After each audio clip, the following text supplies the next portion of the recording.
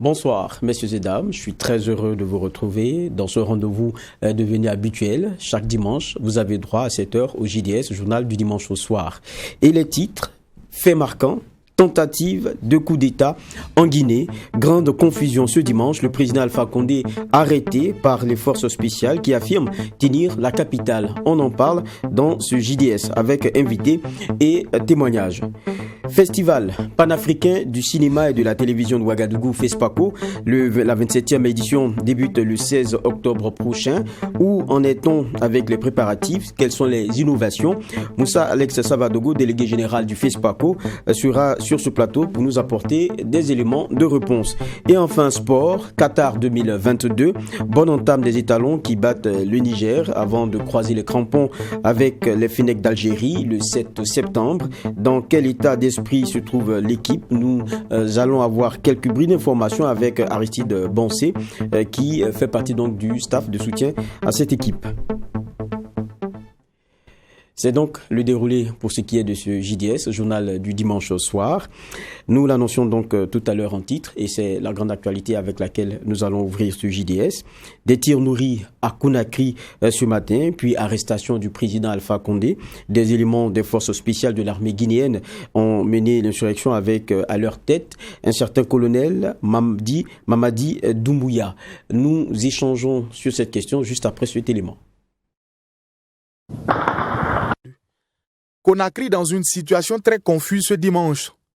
D'abord des tirs nourris entendus tôt dans la matinée aux abords du palais présidentiel. Très vite, l'on apprend l'arrestation d'Alpha Condé. Le colonel Mamadi Doumbouya, commandant des forces spéciales de l'armée guinéenne et ses hommes, mène ce coup de force. Les putschistes annoncent la dissolution des institutions et la suspension de la Constitution. Venons uniquement permettre aux Guinéens de vivre ensemble. Et de jouir de tous les bénéfices de ces pays-là ensemble. C'est ça notre objectif. Nous ne venons pas pour blaguer avec le pouvoir, nous ne venons pas jouer. Nous allons apprendre de tous les erreurs qu'on a fait, nos anciens, et tous ensemble, toute l'armée guinéenne, des erreurs jusqu'à Conakry, nous allons nous donner la main pour aider le pays, bien sûr pour construire notre pays. Parce que le président est avec nous, il est dans un lieu sûr, il n'y a aucun problème, il a déjà vu un médecin, il n'y a pas de souci. Nos éléments tiennent la présidence, on tient tout Conakry et on est avec toutes les forces de défense et de sécurité pour enfin mettre fin au mal guinéen. Sur les réseaux sociaux circule une vidéo dans laquelle l'on voit Alpha Condé complètement sonné, visiblement en bonne santé entouré de militaires. Quelques heures auront suffi pour arrêter le président Condé. Celui qui apparaît comme le chef des putschistes a appelé ses frères d'armes à l'unité et à rester dans les casernes. Une question demeure, quelle sera la position du reste de l'armée?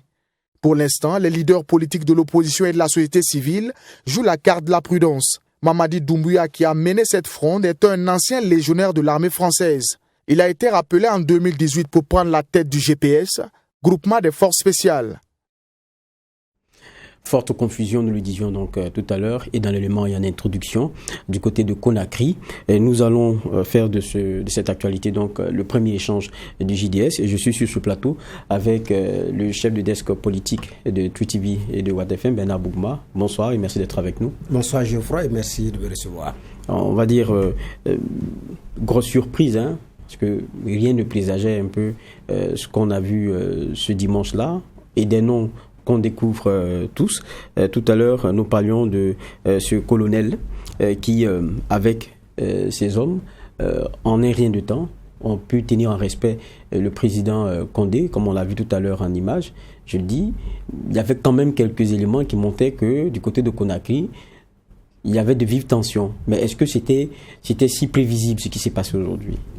Bon, effectivement, il y avait des vives tensions à Conakry, vives tensions qui a commencé depuis que Alpha Condé, qui est au pouvoir depuis 2010, a décidé de se donner un troisième mandat. Donc, tous les problèmes sont partis à partir de sa décision de se donner un troisième mandat. Donc, à partir de ce moment-là, les choses sont devenues compliquées. Mais bien avant, les relations avec certains étaient très tendues, avec l'opposition guinéenne, c'était très tendu. Les relations aussi avec celui qui l'a remplacé, c'est-à-dire celui qui avait conduit la transition, le général Sékou Konaté, c'était très difficile. C'est après plusieurs négociations que finalement, d'ailleurs, il avait accepté renouveler son passeport. Il était à l'extérieur, il ne pouvait pas rentrer en Guinée. le dossier du 28 septembre est toujours sur la table. Donc, Dadis Camara est toujours à Ouagadougou. Il a fait la tentative de rentrer, ça n'a pas marché. On se rappelle d'ailleurs qu'il y a même une plainte qui a été déposée contre une compagnie aérienne qui, effectivement, avait fait un détour au Ghana de façon forcée parce que Alpha Condé ne voulait pas voir Dadis Camara. Donc, il y avait déjà ces problèmes. Ensuite, il y a aussi qu'avec la France, ces problèmes, comment on appelle ça, la situation s'est tellement froissée qu'on se rappelle qu'après son élection, c'est le 30 novembre que Macron envoie une lettre, mais ce n'est même pas une adresse de félicitations, c'est juste pour lui souhaiter, beaucoup de courage, et comment on appelle ça, vœux de succès. C'est juste pour lui souhaiter des vœux de succès. Contrairement à Alassane Ouattara de la Côte d'Ivoire, qui a pris un 3e mandat, Macron dit que ce n'est pas la même chose et qu'il n'y a pas d'équivalence entre les deux situations, mais Alassane a été félicité dans les règles de l'art. Donc, avec tout, comment on appelle ça, toutes ces choses mises ensemble, naturellement, ça ne sentait pas bien parce que l'opposition aussi, on ne savait même pas qu'elle allait aller aux élections compte tenu de la situation à la CENI. Et à la dernière minute, Tsoli Alain Diallo est parti aux élections sans que, effectivement, les uns et les autres ne puissent rien comprendre parce qu'il avait menacé de ne pas y aller. Et certains, d'ailleurs, ont refusé de participer à cette élection présidentielle, ce qui a légitimé, entre griffes, le 3e mandat du président, effectivement, Alpha Condé. Donc, tout ça mis ensemble avec les réalités aussi de la vie politique, on ne pouvait que s'attendre à cela. Mais pour terminer, c'est que déjà en mai, il y avait aussi des problèmes entre celui qui l'a déposé, qui l'a fait venir d'ailleurs de la France comme commandant des forces spéciales, parce qu'en mai, compte tenu du fait que ce monsieur voulait autonomiser les forces spéciales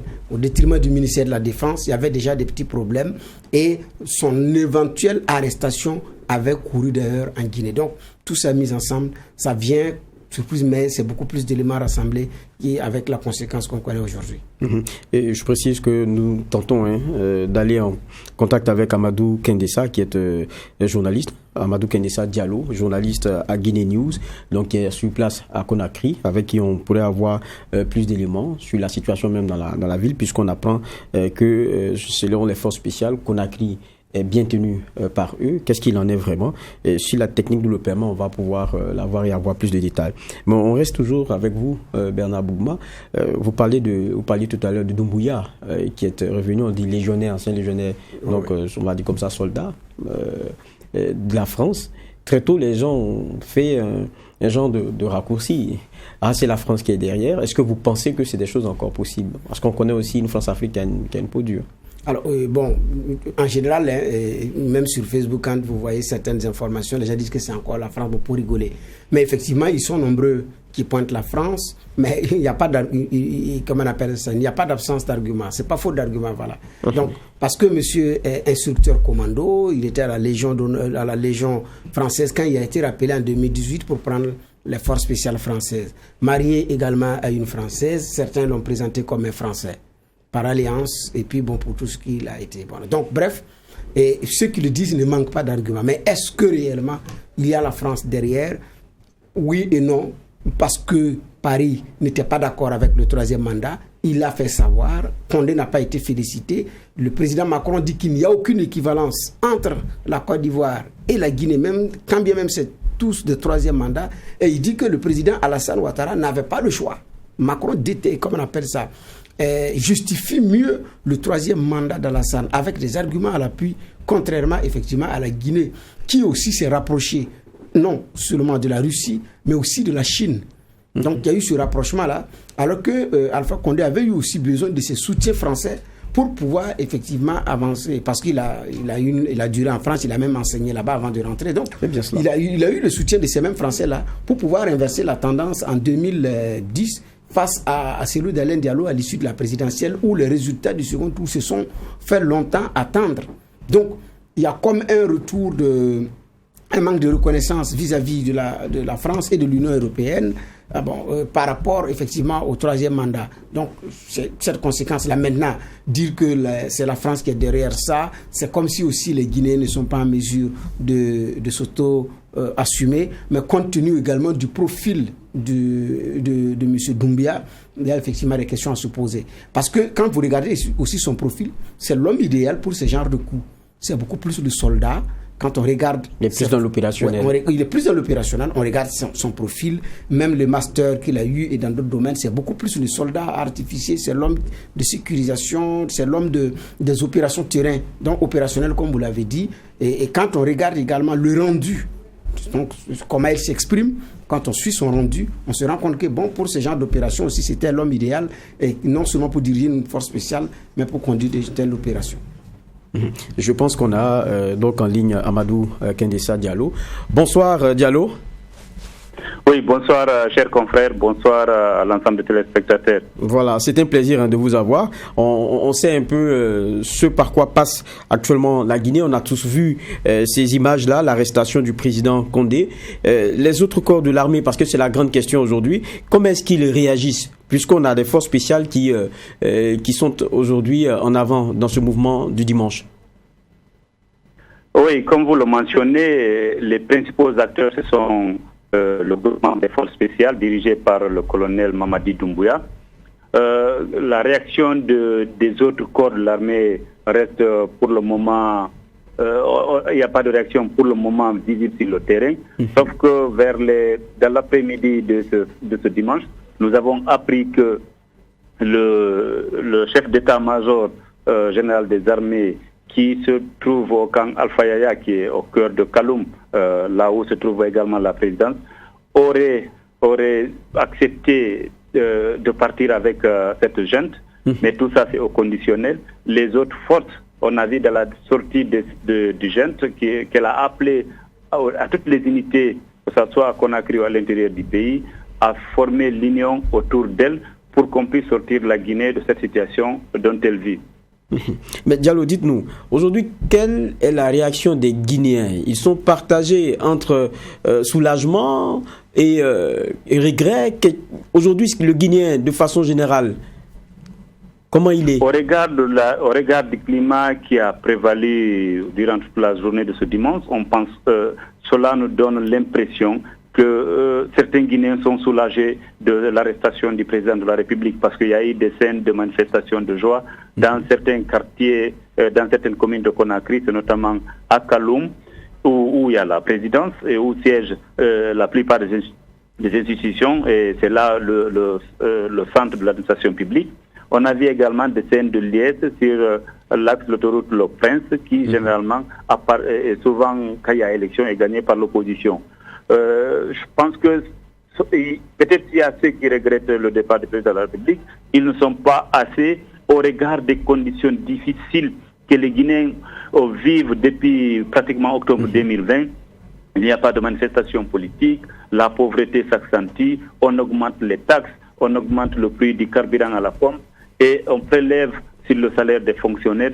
Tout ça, je pense que c'est un cumul de frustration qui aujourd'hui pousse peut-être une partie de la population à accompagner cette junte militaire, parce qu'on a vu dans certaines images où était le président de la République qui était avec ceux qui l'ont pris, l'ont arrêté, des scènes de liesse où les gens l'appellent Dadi, qui manifestent leur choix.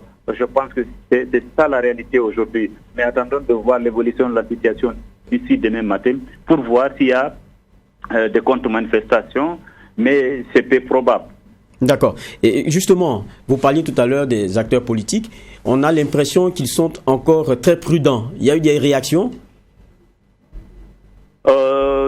Il n'y a pas eu de réaction des grands leaders politiques pour le moment. Ils sont limités à dire qu'ils sont en train d'observer la situation. Sauf qu'il y a un des leaders politiques du bloc libéral, à l'occurrence Dr Faya Milimono, qui s'est exprimé sur les médias de la place, qui dit qu'ils sont en train également de regarder la situation, mais qu'ils prévoient une réunion demain lundi pour produire un communiqué qui dira leur position par rapport à cette prise du pouvoir par l'armée. Dernière question, Diallo. Dites-nous, on a entendu la junte dire qu'elle tenait vraiment Conakry. C'est quoi la situation dans Conakry aujourd'hui? On peut dire pratiquement c'est un calme qui a régné à Conakry parce qu'on n'a pas entendu des blessés, on n'a pas entendu des arrestations. Et par endroits, la circulation était normale. à l'exception de la commune de Kaloum, où à la rentrée, vous savez, c'est un pont pour ceux qui connaissent Conakry, où c'était barré. Et même les militaires qui devaient s'y rendre, à travers un de nos reporters, tout le monde était fouillé avant d'accéder au centre-ville. Donc pratiquement, Conakry rime avec calme ce dimanche. On espère que cette accalmie va continuer pour les jours à venir. D'accord, c'est ce qu'on va aussi espérer pour les Guinéens. Merci bien, Amadou Kendessa Diallo, d'avoir accepté donc de nous donner ces éclairages depuis Conakry. Encore merci. Et je rappelle que Amadou Diallo est journaliste à Guinée News. Bernard, on a écouté tout à l'heure notre confrère qui dépeignait un peu la situation. On est toujours dans un genre de confusion, c'est ce qu'on remarque. Et on s'est dit aux premières heures, il y a un président qu'on avait vu dans des vidéos donc au palais. Après, il a été en tout cas transporté ailleurs. On se pose la question de savoir quelle peut être la suite aujourd'hui. Est-ce qu'on peut dire qu'on est dans un coup d'État consommé?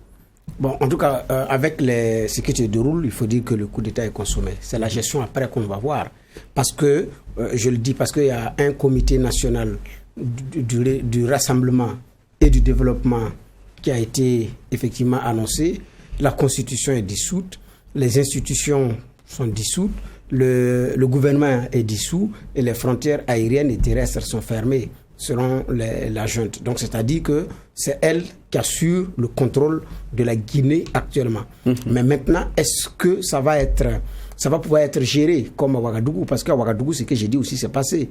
Michel Kafando mis hors touche avec son premier ministre Zida. Le CND est proclamé.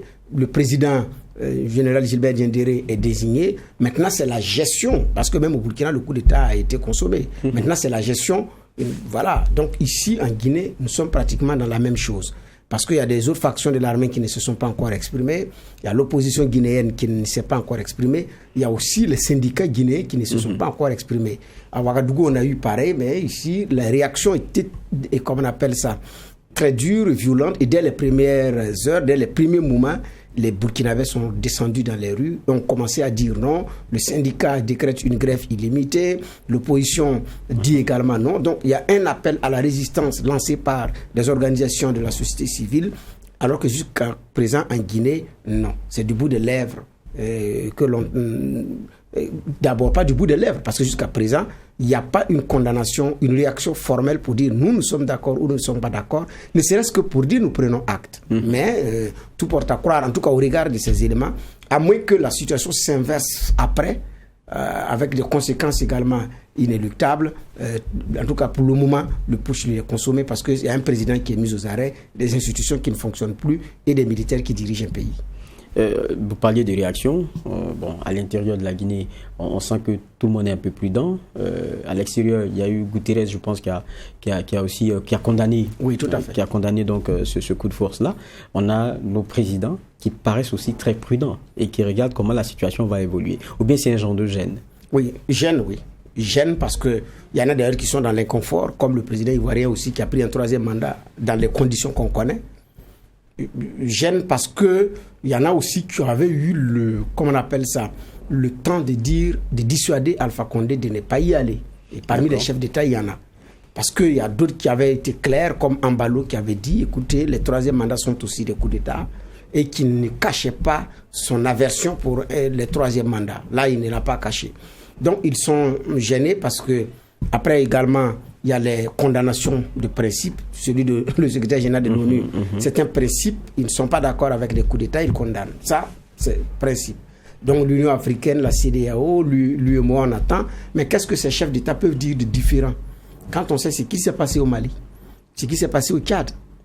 Donc, et avec cette situation, donc c'est des chefs de l'État qui sont retrouvés gênés parce que n'ayant pas condamné formellement les 3e mandats, ou n'a pas mis en garde ouvertement contre effectivement ce tripatouillage-là. Et quand ça arrive, bon, c'est difficile. Donc, peut-être la patate chaude, ça va être entre les mains du président ghanéen, qui assure la présidence de la CEDEAO, qui va gérer par principe, et puis ça va être les mêmes Salmalek, et puis on va passer à autre chose. Mais je suis d'accord avec vous que c'est les chefs d'État, certains qui sont contents, certains qui sont soulagés, mais il y a d'autres qui sont très mal à l'aise. Voilà. Dernière question, Bernard.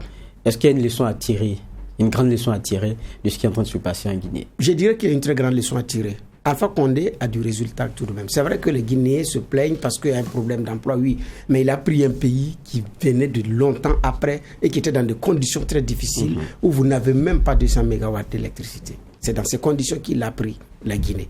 Il a eu du résultat. Et quand vous arrivez à Conakry, vous sentez que les lignes ont bougé pour ceux qui connaissaient Conakry avant.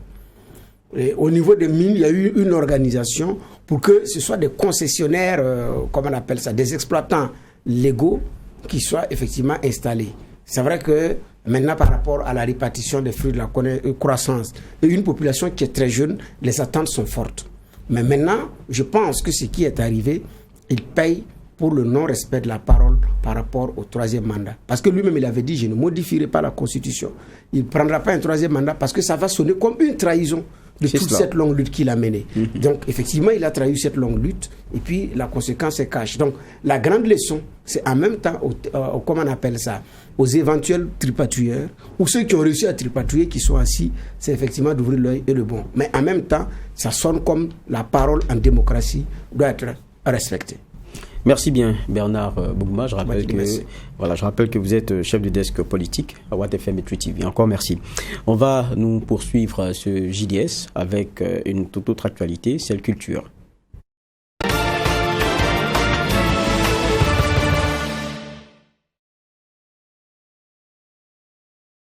Et dans cette page culture, on va s'intéresser à un grand rendez-vous. Le FESPACO, c'est dans un peu plus d'un mois.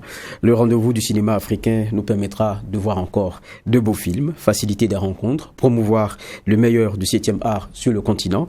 Une question, où en est-on dans ces préparatifs? Et puis que nous réserve justement cette 27e session. Élément de réponse dans un échange qui viendra juste après ce bref élément. Le Festival panafricain du cinéma et de la télévision de Ouagadougou, grande messe du cinéma africain, aura finalement raison de la maladie à coronavirus, elle qui a emporté depuis son arrivée bien de rendez-vous attendus. Une reprogrammation après un report et Ouagadougou vibrera au rythme de cette 27e édition du 16 au 23 octobre. Le festival est axé sur les regards et défis nouveaux du cinéma d'Afrique et de la diaspora. Créé depuis 1969 à l'initiative d'un groupe de cinéphiles, le festival n'a pas pris une ride avec plus de 1100 films inscrits pour cette 27e édition. Un record plein de symboles. Le Sénégal est le pays invité d'honneur. Le FESPACO intervient dans un contexte de double crise, à la fois sécuritaire et sanitaire, des défis avec lesquels il faudra composer. Le comité d'organisation a maintenu les grandes activités que sont le marché du cinéma et de la télévision, les projections dans les salles et grand public, ainsi que la rue marchande. Le message est su. Point question d'un festival au rabais. C'est bien cela. Point question d'un festival au rabais. Mais d'ailleurs, comment est-ce que, question organisation, l'on se trouve? Quelle est la situation? On reçoit le délégué général du FESPACO, Monsieur Alex Avalogo. Bonsoir. Bonsoir. C'est un plaisir de nous recevoir ici, de vous recevoir. C'est moi qui vous remercie. On a regardé ce bon élément. C'est une biennale qui est très attendue. En tout cas, tous les Ouagalais férus des cinémas attendent de voir certains visages qu'ils voient dans les petits écrans ou même dans des grandes salles et tout. Et c'est vraiment très attendu. Mais avant le grand rendez-vous, il y a vous qui êtes les ouvriers derrière, qui travaillez à ce que tout soit réussi. Aujourd'hui, on en est où? Oui. Préparatifs, FESPACO. Tout d'abord, merci pour l'invitation. Les préparatifs vont bon train. Nous sommes tenus à respecter un calendrier que la délégation générale a eu à mettre en place. Il y a quelques semaines, vous avez vu qu'on était au pays d'invité d'honneur, le Sénégal. Et de là, nous sommes arrivés au Festival de Cannes pour pouvoir rencontrer les partenaires techniques et financiers. Et aujourd'hui, nous préparons bientôt la grande conférence de presse pour pouvoir dévoiler la programmation. Donc, aujourd'hui, nous sommes vraiment dans notre rétro-planning et nous espérons être quasi prêt pour le 16 octobre.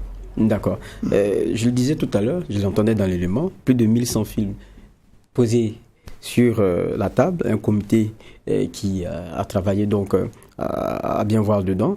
Mais quand on dit 1100, c'est quand même inédit. Qu'est-ce que ça symbolise pour vous? Tout simplement la dynamique de la création cinématographique africaine. Vous voyez que actuellement le cinéma africain atteint, je peux dire, une grande apogée. La preuve en est que dans les grands festivals de cinéma du monde, pas seulement africain, qu'on prend le dernier festival de Cannes, nombreux sont les films africains et de la diaspora qui étaient. Au dernier festival de la Berlinale aussi nous avons. Et aussi nous avons une jeune, génération et quand même qui n'attendent pas les grands moyens pour pouvoir faire des films.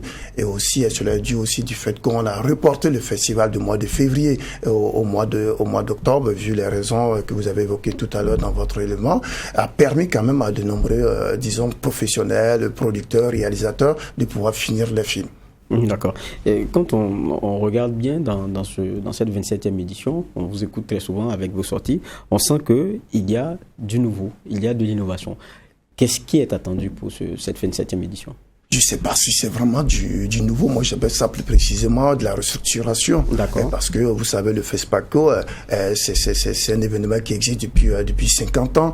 Et aujourd'hui, nous démarrons un nouveau cinquantenaire. Il était important que la délégation générale du FESPACO essaie quand même de pouvoir réorganiser les nombreuses activités qui sont à l'intérieur afin que le festival puisse être vraiment un festival de son temps. Un festival de son temps, c'est tout simplement pour dire que le FESPACO quand même est aussi à l'écoute aussi, disons, de nombreux réalisateurs, de nombreux producteurs et bien sûr aussi de nombreux partenaires aussi qui aimeraient qu'aujourd'hui qu'un festival ne soit pas uniquement la vitrine de présentation des films mais plutôt aussi une passerelle aussi qui va permettre à de nombreux jeunes réalisateurs de pouvoir faire leurs films, de pouvoir rencontrer des partenaires financiers, de pouvoir rencontrer aussi des acteurs aussi qui vous permettront de telle sorte que le cinéma africain puisse vraiment être aussi du cinéma qu'on voit un peu partout dans les salles de cinéma, sur les plateformes et autres. Vous dites réorganisation, on voit qu'il y a de nouvelles sections qui ont été créées et même le réalisateur burkinabé trouvera aussi sa place, donc mis en exergue. Pourquoi tout cela ? Oui, tout simplement, c'est comme je disais tout à l'heure, c'est pouvoir répondre aussi à l'attente de nombreux réalisateurs. Aujourd'hui, le cinéma burkinabé n'est plus comme à l'époque où on avait 2-3 productions par mois ou par an ou par semestre. La dynamique y est. Et on commence déjà à sentir une véritable industrie du cinéma burkinabé. Et il était temps quand même que, en plus des différentes sections qui existent où le cinéma burkinabé peut vraiment être montré aussi, nous avons créé une section aussi pour donner plus de visibilité au cinéma burkinabé, pour qu'ils puissent aussi participer aussi à ce grand événement-là. Dans les éditions précédentes, qu'on n'est pas sélectionné, disons, à la compétition officielle ou au panorama, le film disparaissait, et c'est un peu dommage, en fait, pour ces professionnels-là. Créer une section Burkina, c'est de permettre maintenant à ces films burkinabés qui n'auront pas la chance d'être dans cette section, d'être visibles au grand vu des professionnels et de pouvoir espérer être programmés dans de nombreux, festivals dans le monde entier ou dans des salles de cinéma ou être vus sur des plateformes. Vous disiez, à un moment donné de notre échange, je pense que c'était au début, vous étiez au Festival de Cannes, vous avez rencontré vos partenaires, le budget il est bloqué, il est bouclé, Aucun budget, de mon expérience, aucun budget ne peut être vraiment bouclé jusqu'au jour J. Nous y travaillons, nous avons une programmation, nous avons une vision et nous avons essayé de traduire cela en budget. Et maintenant, nous travaillons vraiment pour pouvoir atteindre ce budget-là. Nous continuons à pouvoir espérer qu'au jour J, nombreux partenaires qui n'ont pas encore réagi ou les partenaires qui existent encore puissent vraiment répondre aussi à nos nombreuses enquêtes. Vous savez, vous avez parlé tout à l'heure d'innovation. C'est justement aussi pouvoir répondre un peu à cette question. On ne peut pas qu'après 50 ans, nous continuons toujours aussi à pouvoir demander. Il faut arriver vraiment à restructurer un peu à l'intérieur de telle sorte que les différentes sections qui n'existaient pas, qui vont vraiment venir cette année pour renforcer le côté visible en fait des films que nous allons présenter pour avoir une vraie industrie. C'est-à-dire, cette année, nous avons créé ce qu'on appelle le FESPACO Pro. Ça, c'est le côté économique. On a toujours tenté de voir le cinéma comme juste distractif et avec les films qu'on voit à travers ce que nous présentons. Nous avons vraiment essayé de renforcer justement ce côté économique-là. Avec la pandémie, nous avons vu que nombreuses sont ces plateformes-là qui sont développées un peu partout dans le monde. On a tous utilisé des plateformes à un certain moment de notre confinement. cinéma, c'est de faire de telle sorte que justement aujourd'hui, un film qui arrive au FESPACO puisse vraiment être en contact direct avec des partenaires des plateformes et de pouvoir être aussi en contact aussi avec des distributeurs. Aujourd'hui, le distributeur, c'est pas seulement celui qui monte ses films dans des salles de cinéma, c'est celui aussi qui achète des films aussi pour être vu, disons, dans les plateformes. Et donc, ces activités-là vont nous permettre de pouvoir attirer, disons, ces responsables de plateformes-là à Ouaga pour que voilà, notre cinéma puisse vraiment se renforcer sur le plan économique. Vous faites bien de dire, on dit industrie, ça veut dire qu'il y a bien ce volet-là qui devrait être mis en exergue.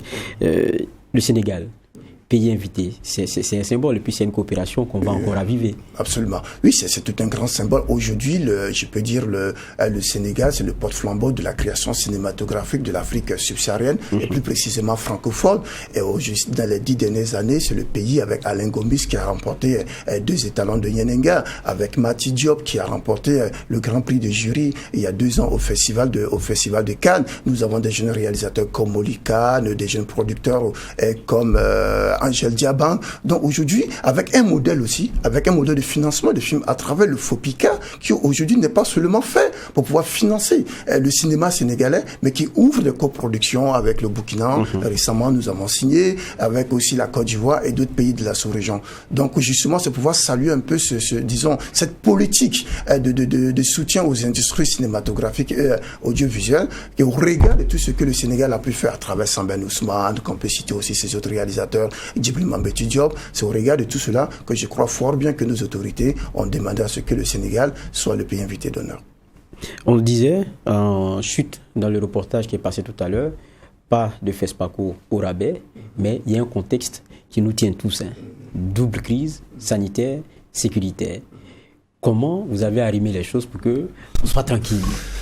Oui, c'est très belle question, c'est évident. Déjà, on a reporté le festival, nous ne l'avons pas annulé, nous avons reporté au mois d'octobre. Justement, c'est de pouvoir vraiment voir un peu dans toutes ces circonstances comment on pourrait vraiment avoir un FESPACO. Vous savez, le FESPACO réunit à chaque édition quasi 200 000 spectateurs, voilà, du monde entier, qui viennent partout du monde entier. Donc, il est de la responsabilité, au-delà même de la délégation générale de nos autorités, de pouvoir faire des tests que ces 200 personnes-là, quand même, qui viennent à Ouaga, soient dans de très bonnes conditions et de retourner chez eux aussi dans de très bonnes conditions. Donc la délégation générale aussi, avec nos autorités, mon ministère de tutelle aussi, on est conscient de cela. Et donc nous avons dans notre planification fait de telle sorte que les salles de cinéma, ce ne sont pas uniquement des salles de cinéma que nous allons montrer les films, nous allons utiliser aussi les open air, c'est-à-dire les projections en plein air, afin de permettre aussi de respecter quelques mesures et barrières.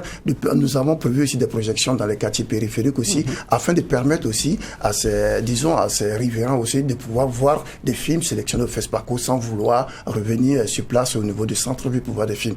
Au niveau de la sécurité, nous sommes très conscients. Le comité national d'organisation va se mettre en place bientôt aussi, et avec les autorités, les ministères de la sécurité, le ministère de la défense, et nous allons travailler de telle sorte que tous nos invités en fait qui seront à Ouaga soient justement se trouvent dans de très bonnes conditions, sans peur, sans crainte, pour pouvoir voir des films. Vous savez qu'aujourd'hui, le FESPACO, depuis la crise que nous vivons, risque d'être, même pas risqué, sera le grand événement après la pandémie sur le continent africain. Donc, notre responsabilité, elle est lourde, et nos autorités, la délégation générale aussi, travaillent d'arrache-pied afin que le monde entier aussi puisse voir le Burkina, voir le cinéma africain, voir l'Afrique aussi, et dans toute, disons, sa créativité.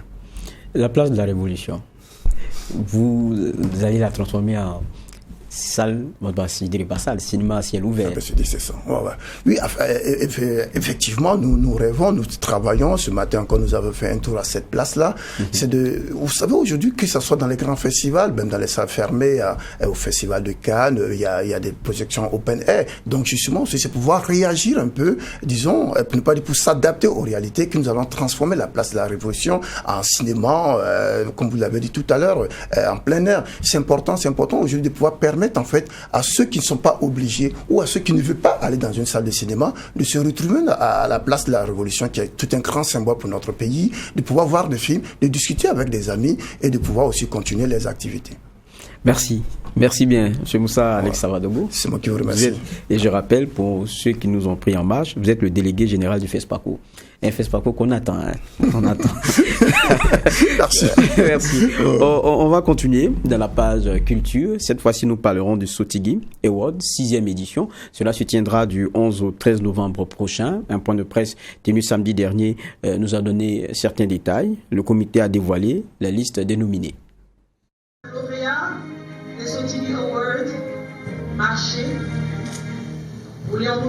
La 6e édition des Sotigui aura lieu à Ouagadougou du 10 au 13 novembre prochain. Le thème retenu pour cette année est « Statut de l'artiste et rémunération équitable des acteurs comédiens du cinéma africain et de la diaspora ». Et pour Apolline Traoré, le choix de ce thème s'explique par plusieurs raisons. C'est justement un plaidoyer d'une certaine manière sur la rémunération des acteurs du cinéma.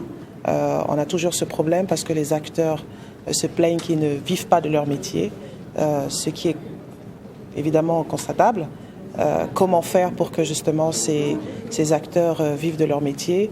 Mais en tant que réalisatrice aussi, il faut que je défende mes frères et mes collègues, parce que tous les budgets ne sont pas évidents à réunir. Et l'essentiel, c'est qu'on essaie de faire le film à tout prix.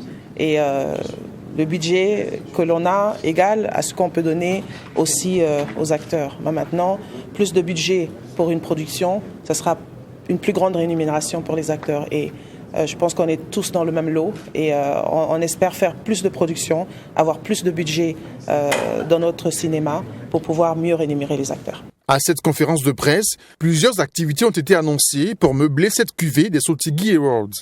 Les activités suivantes vont se passer. Il y aura des projections le 10 et le 12 novembre à l'Institut français, comme on a l'habitude de le faire à 16h. En plus, nous aurons la conférence sur le thème que Apolline vient de décliner tout à l'heure. Le 12 novembre, à l'Institut français toujours. Elle va faire maintenant 2 panels. Il y aura le premier panel qui va constitué sur le statut pour l'artiste africain et de la diaspora. C'était le premier panel. Et le deuxième panel, c'est les stratégies d'harmonisation de la rémunération équitable des acteurs comédiens. Et toujours à l'Institut français, il y aura des séances de formation en jeu d'acteurs les 12 et 13 novembre. Toujours à l'Institut français. Et maintenant, l'apothéose, la cérémonie le 13 novembre dans la salle de cinéma du Canal Olympia Ouaga 2000, qui va récompenser les acteurs comédiens du cinéma et de la diaspora, qui rendra un hommage aussi à titre posthume et aussi un hommage à des gens vivants, des personnes vivantes, et on va décerner des trophées d'honneur. Un accent particulier sera mis sur la promotion des valeurs africaines avec à la clé des innovations, à en croire le comité d'organisation. Il a dit tantôt qu'il faut porter africain. Nous demandons aux gens de la presse aussi de porter africain. Parce que j'ai fait la remarque l'an passé, il y en a qui ont porté comme disait Sankara, des t-shirts Hollywood. Hollywood, ça ne fait pas sortir Burkina Faso, ça ne fait pas porter de l'Afrique.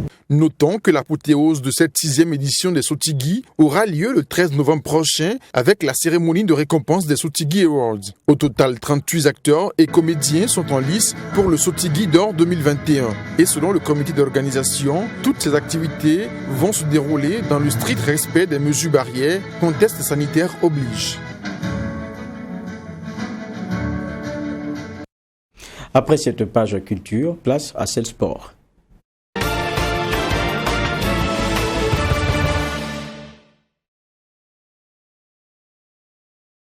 Et dans cette partie sport, nous l'introduisions en développement lorsque nous faisions donc les titres. Nous disions Qatar 2022, eh bien les Burkinabés qui sont en bonne santé puisque nos étalons ont pu vaincre les Nigériens 2-0, c'était le score, et on attend donc mardi, donc 7 septembre, pour savoir ce qu'il en sera plutôt du match face au Fennec d'Algérie. Mais on va se permettre déjà de révisiter celui face au Niger, un véritable délice.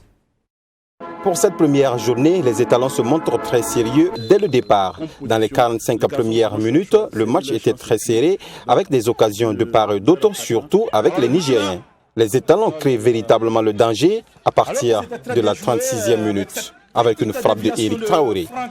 Lassina Traoré également avant la pause crée une occasion franche, mais une fois de plus, le portier était présent. La frappe et puis la sortie. Oh là là là là là là là. En seconde période, soit à la 54e minute, encore Gustavo Sangaré trouve le poteau droit de Daouda Kassali, le portier des Nigériens. Frappe de Gustavo qui s'écrase sous le montant. À la 65e minute, sur un coup franc de Brian Dabo, Eric Traoré ouvre la marque mais refusé par l'arbitre qui signale une faute. Qu'est-ce que l'arbitre a sifflé? C'est à la 74e minute que Franck Lassina Traoré est bousculé dans la surface et obtient un pénalty. Traoré bousculé et c'est un pénalty. Il se fait lui-même justice et ouvre la marque. Franck Lassina, c'est parti, c'est un but. Ouverture du score au grand stade de Marrakech. Un très beau match, hein, Burkina-Niger qu'on vient de revivre, 2-0, vous l'avez vu, de beaux buts. Et nous allons aller du côté... nous allons plutôt aller en contact avec Aristide Bansé, qui est team manager pour les étalons. Bonsoir Bansé. Bonsoir Bansé. Oui, bonsoir, je vous entends très très bien. Bonsoir. Ah d'accord. Bansé, on est avec vous. On a regardé tout à l'heure la prestation de nos étalons, match face au Niger, 2-0. C'était très intéressant. Mais pour revenir déjà à vous, vous êtes team manager. On vous a vu avec vos petits frères lors de ce match juste après. Quel est votre rôle au sein de l'équipe? Bon, en tout cas, merci de m'avoir invité pour participer à cette émission. Bon, voilà, moi je pense qu'en tant que un grand frère pour les enfants, je pense que la fédération, ils ont quand même essayé de discuter avec moi et avec le ministère des Sports. Voilà, c'est-à-dire, c'est vu l'expérience que j'ai, avec mon vécu. Voilà, je pense que c'est de partager cette expérience avec les jeunes frères qui sont ici. Voilà. C'est de faciliter le vestiaire, de mettre l'entraîneur très à l'aise avec les joueurs. Voilà, c'est-à-dire que je suis entre le vestiaire et l'entraîneur et les joueurs en même temps. D'accord. Voilà, c'est-à-dire que je suis en même temps le chargé de mission de l'entraîneur envers les joueurs. Voilà. Ok, on comprend bien. Dites-nous, Bansé, on a vu le match qui s'est joué face au Niger, très belle prestation des étalons. Aujourd'hui, comment est-ce que vous analysez ce match-là? Bon, moi j'ai vu en tout cas une équipe en première mi-temps. Voilà, c'est difficile pour nous parce qu'il faisait vraiment très très chaud ici. Voilà, il faisait vraiment très très chaud et il faut être aussi réaliste. Voilà, on a peu de joueurs aussi chez nous aussi qui ont peut-être repris la compétition. Voilà, comme Issouf Dayo avec Herman Nikema. Donc on a aussi des joueurs comme ça qui n'ont pas encore commencé le championnat. Mais en deuxième mi-temps, on a vu l'équipe nationale du Burkina en tout cas monter le niveau.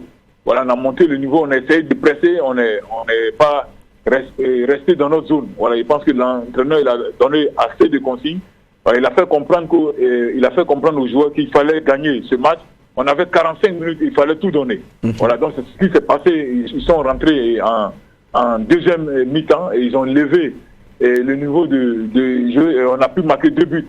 Et c'est vrai que vers la fin du match, bon, le Niger, ils ont eu quelques occasions, mais je pense que c'est tout à fait normal. Voilà, nous, on a eu des bons arrêts.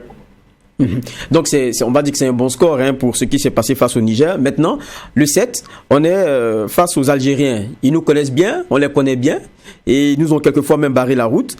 Comment vous entrevoyez ce match-là? Bon, moi, je pense que ça va être un match très, très ouvert. Voilà, surtout que le match, on la joue ici au Maroc. Voilà, c'est un bon terrain, C'est vrai que le match, on va jouer à huis clos.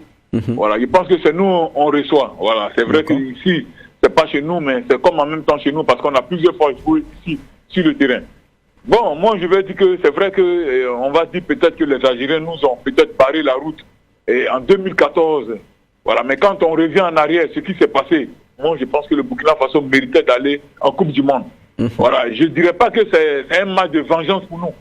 Mais en tout cas, les enfants sont prêts. Voilà, les enfants sont prêts. C'est vrai que les Algériens, en classement FIFA, ils sont devant nous. Et je pense que nous aussi, pour grimper, si on veut aller de l'avant, si on veut progresser, et on va jouer notre match à fond et gagner. Parce que nous, on joue pour gagner. C'est vrai que ce sont les Algériens, c'est les champions d'Afrique en titre. Voilà, je pense que nous aussi, on a une jeune équipe aussi en place qui sont en train de construire l'équipe. Les enfants sont conscients, on les a laissé ce message. L'avenir, c'est à vous de prouver. Donc, je pense que c'est ce genre de grands matchs comme ça qu'on va voir le nouveau de notre joueur comme Traoré Lassina, qui est en pleine confiance et on compte beaucoup sur lui devant avec Dayo derrière qui va diriger cette défense. Au milieu aussi, on a Adama Guiré aussi qui est expérimenté, qui va diriger le milieu. Enfin, moi, en tout cas, j'ai pas peur. Je pense que les enfants feront tout et on va faire un très très bon match. Souvent aussi, il faut compter avec quelques blessures ou quelques gênes. Est-ce que de ce côté-là, on peut dire qu'on est à l'aise avec nos joueurs? Bon, je pense qu'on n'a pas le choix. On est obligé de faire avec. Voilà, c'est vrai qu'on a Bertrand qui est absent. Il y a Edmond Tapsoba aussi qui est absent. Voilà, on a quelques cadres aussi voilà, qui étaient sans club. Voilà, donc je pense qu'aujourd'hui, voilà, l'équipe nationale, on peut compter sur tout le monde. Voilà, je pense qu'on a vu la deuxième mi-temps contre le Niger, on a vu une équipe vraiment présente, voilà, sur le plan offensif et tout. Voilà, donc je pense que ça va être la même chose. Voilà, les enfants sont conscients et chacun cherche sa place. C'est ce qui est très très important. Voilà, on est en train de chercher une équipe aussi pour la Coupe d'Afrique. Je pense que ceux qui sont là aussi méritent d'aller en Coupe d'Afrique. Je pense que c'est à eux maintenant de montrer sur le terrain qu'ils ils méritent les places. Voilà, donc je pense que le 7, si Dieu le veut, je pense que tout va bien se passer pour nous. Merci bien, Aristide Bansé. Je rappelle que vous êtes team manager pour donc l'équipe des Étalons. Merci. Vous nous appelez. Merci. Voilà, on échangeait donc depuis le Maroc et on va espérer donc que le Burkina fasse comme face au Niger, donc devant ces Algériens là, et que nous puissions donc continuer notre parcours pour ce Qatar 2022. C'est tout pour ce qui est de ce JDS, journal du dimanche soir, que j'ai pris plaisir à présenter. Je vous retrouve dimanche prochain pour un autre rendez-vous du JDS.